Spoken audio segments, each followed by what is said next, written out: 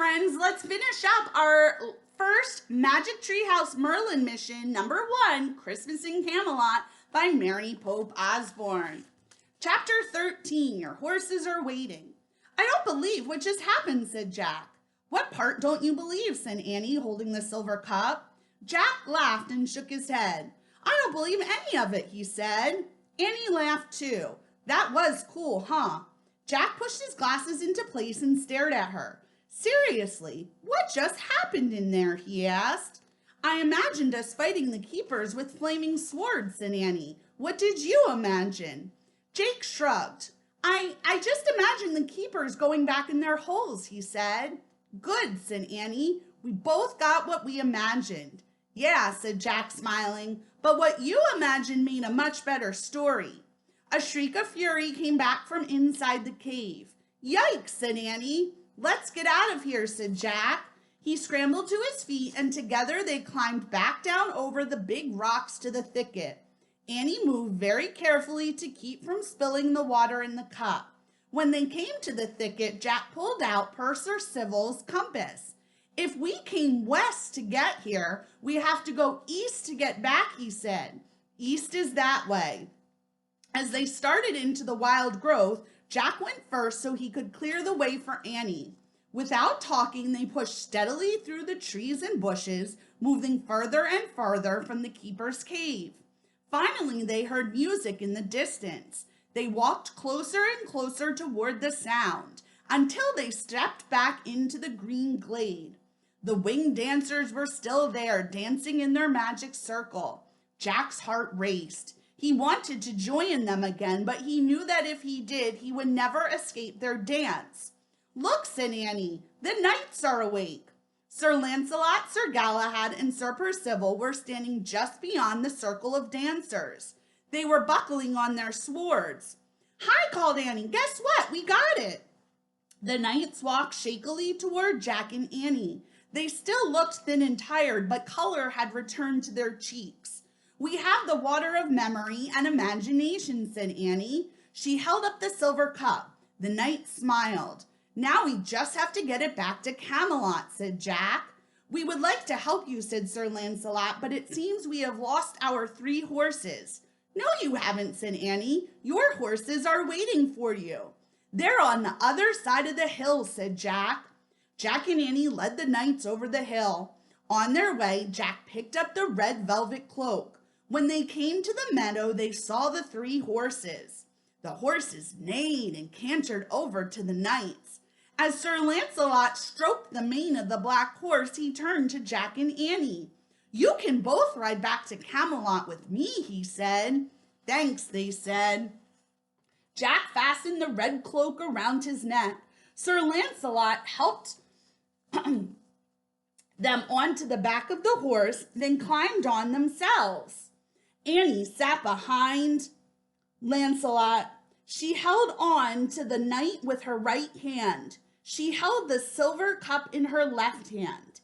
Can you carry the water without spilling it? Jack asked her, worried. I'll try, she said. Sir Galahad mounted the brown horse and Sir Percival climbed on the gray horse. Then the 3 knights started through the pale green meadow. Careful, careful, Jack whispered to Annie. I got it, she said. When they came to the iron gate, the knights drew their swords. Open the gate in the name of King Arthur of Camelot, Sir Lancelot called. Though he still sounded hoarse, the knight's deep voice carried an amazing strength. The iron gate slowly swung open. Sir Lancelot urged his horse onward. The guards watched silently as the knights passed by them and started across the bridge. The 3 horses trod in single file over the wooden planks. Again, Jack was amazed by the difference between this world and the other world. Here it was dark and freezing and foggy. The red cloak flapped in the bitter wind. As the horses stepped off the bridge, they each neighed loudly. Oh, wow, whispered Annie. Standing high on a rock in a swirl of fog was the white stag. Chapter 14, Return. The 3 knights gazed in wonder at the white stag. Here, take this, Annie said to Jack. She handed him the silver cup. Then she slipped off the back of Lancelot's horse and ran to the stag. "Thanks for coming for us," she cried, throwing her arms around his neck. The three knights looked at Jack. "That's the white stag," said Jack. "He brought us here." "Are you wizards?" Sir Percival asked in a hushed voice. "No, just ordinary kids," said Jack. "But I know he's magic. We got here from Camelot in no time at all. I guess he's come to take us back." "Then you must go with him," said Sir Lancelot. "You will have a much faster journey, I can assure you." Sir Lancelot held the silver cup as Jack slipped down from the black horse. Then Jack took the cup and carefully climbed onto the back of the stag behind Annie. He held the cup with both hands as the stag stood up. "Tell King Arthur we will return to Camelot before the first night of the new year," said Sir Lancelot. "Farewell, Jack and Annie," said Sir Galahad. "Godspeed," said Sir Percival. "Same to you," said Annie. "Have a safe trip," said Jack. The knights solemnly bowed. The white stag blew out a puff of frosty air. Then he started down the mountainside. When the stag came to the base of the mountain, he took off again like a white comet. The red cloak billowed around Jack and Annie, keeping them warm and safe. The stag dashed across the wintry fields. He ran past quiet stables and thatched huts. He ran past flocks of sheep and herds of goats asleep in meadows. He leaped over frozen streams and stone walls and hedgerows. The stag ran on and on through the starry night until he brought Jack and Annie back to the dark castle grounds of Camelot. He walked over the frozen grass of the outer courtyard. He came to a halt near the grove below the treehouse. He knelt in the grass and Jack and Annie climbed off his back. Miraculously, the silver cup still brimmed with water from the cauldron. Not a drop had spilled out. "We'd better leave the cloak here," said Jack, "so I don't trip on it." Jack carefully set the cup on the ground. Annie helped him unbutton the red velvet cloak from around his neck. Then she draped it over the stag's back. "To keep you warm and safe," she whispered to him, "and thanks for everything." "Yeah, thanks," said Jack. "Goodbye." The white stag stared at them with his mysterious amber eyes. He nodded once, then he turned and headed into the darkness. Jack picked up the cup. "Come on," he said. He started walking quickly through the outer courtyard. "Careful, careful," said Annie. I got it," said Jack. They crossed the drawbridge to the inner courtyard of the castle. Then they pushed open the giant arched doors. The great hall was just as they had left it, dimly lit and freezing cold. King Arthur, Queen Guinevere, the Knights of the Round Table, and Morgan Le Fay were still frozen and silent. "What do we do now?" said Jack. "Let's try putting a drop of water on each of them. Morgan first," said Annie. "Okay," said Jack. "Come on." Holding his breath and keeping his eye on the cup, Jack walked carefully toward the round table. Suddenly, his left foot stepped on the shoelace of his right sneaker and he stumbled. "Jack!" yelled Annie. Jack tried to regain his balance, but it was too late. As he fell to the floor, the silver cup slipped from his hands. "Oh no, there goes the water. What are they going to do?" Let's finish reading. Chapter 15, Christmas Magic. Jack and Annie watched in horror as the water from the cup splashed over the stone floor. It trickled into the cracks between the stones and disappeared. Jack scrambled to the cup and picked it up. It was completely empty. "Oh no," Jack moaned. He sat back and put his head in his hands. "Camelot will never wake up," he thought. "The legend will end forever." "Jackson, Annie, look." Jack raised his head. He pushed his glasses into place. A golden cloud was rising from the cracks between all the stones of the floor. The cloud quickly spread throughout the great hall, filling the room with wonderful smells. The scents.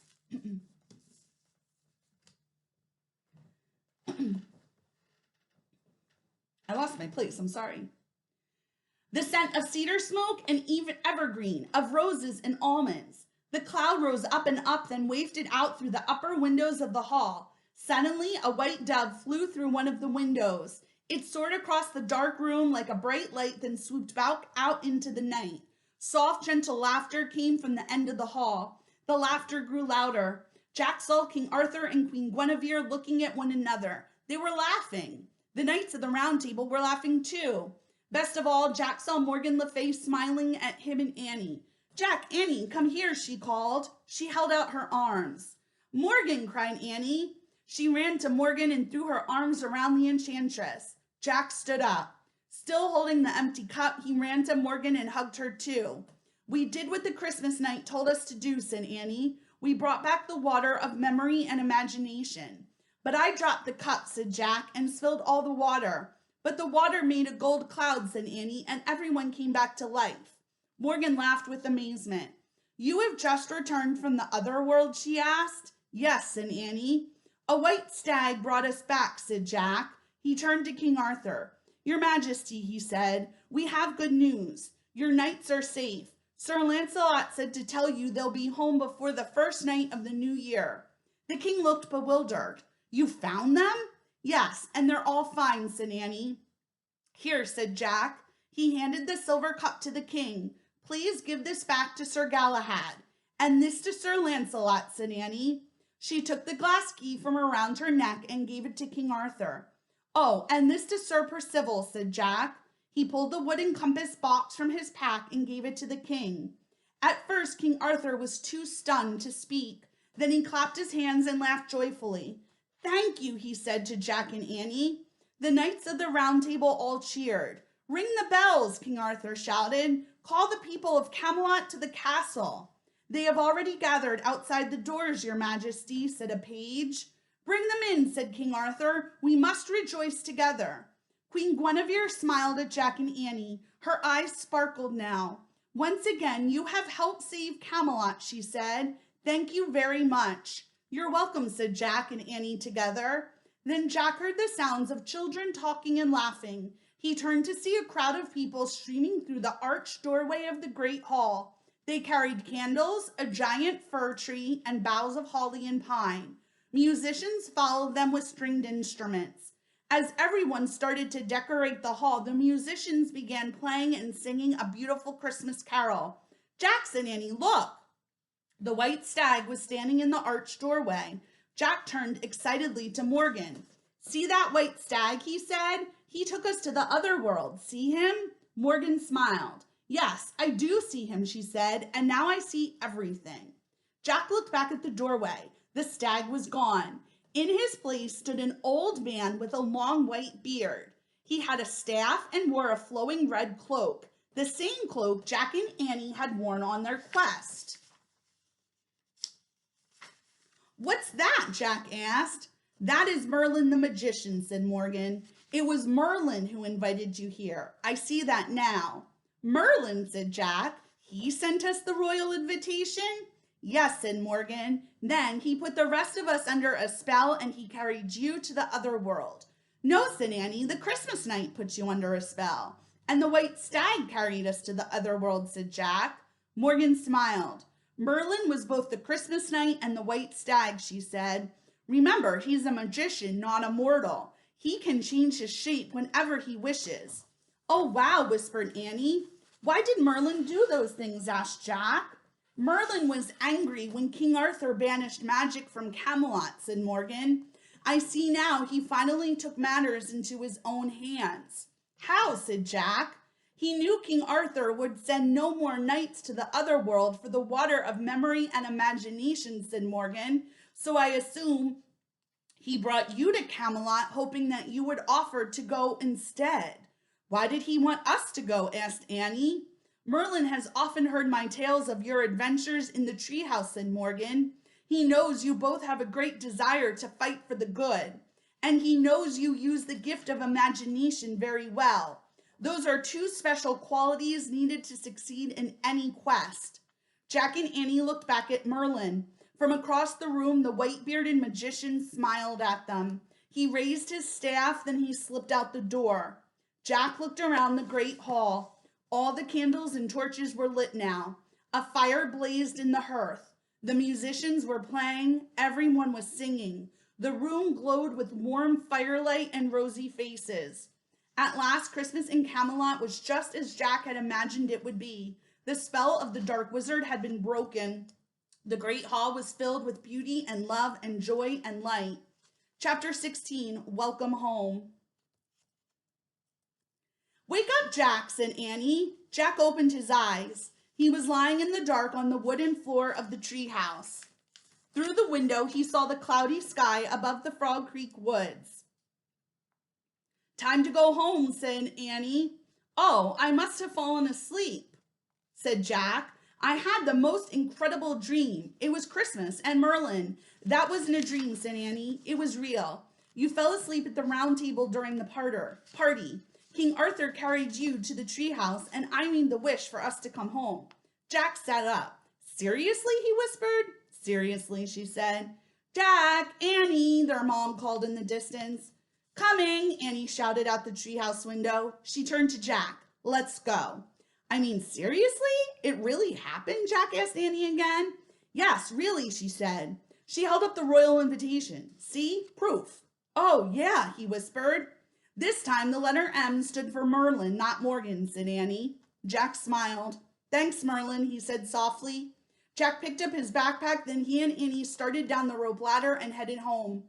As they walked through the deep December twilight, snowflakes started to fall.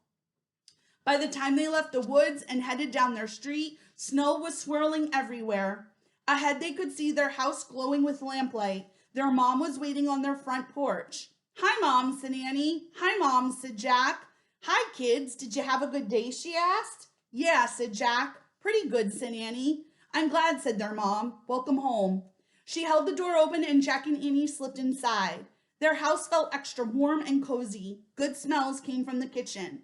Jack and Annie took off their snow-covered jackets, then headed up the stairs. In the hallway, Annie turned to Jack. "Merry Christmas," she said simply. "Merry Christmas," he said. Annie slipped into her room and Jack into his. Jack closed his door and sat on his bed. He took his notebook out of his pack and opened it. His spirits sank. Except for the 3 rhymes, he'd taken no notes on their journey, not one. Exhausted, Jack lay back on his bed. He squeezed his eyes shut. He tried to remember the details of their adventures in Camelot and the other world. He could feel the terrible chill in the great hall when Morgan was frozen. He could hear the joyful music as the winged dancers danced around in their circle. He could taste the sweet, bitter, spicy taste of the water of memory and imagination. Jack sat up. All at once, he felt very awake. He turned to a clean page in his notebook and grabbed his pencil and wrote. "It all started when we saw the white dove in the twilight." Using his memory and his imagination, Jack kept writing, doing his part to keep the legend of King Arthur, the Knights of the Round Table, Merlin, and Morgan Le Fay alive. As the snow swirled outside his window, Jack wrote and wrote and wrote. He didn't stop writing until he had written down the whole story, his story of their Christmas in Camelot. All right. That's it for our first Merlin mission. On Monday, we'll start Merlin mission number 2. I can't wait to keep reading with you, friends. Bye.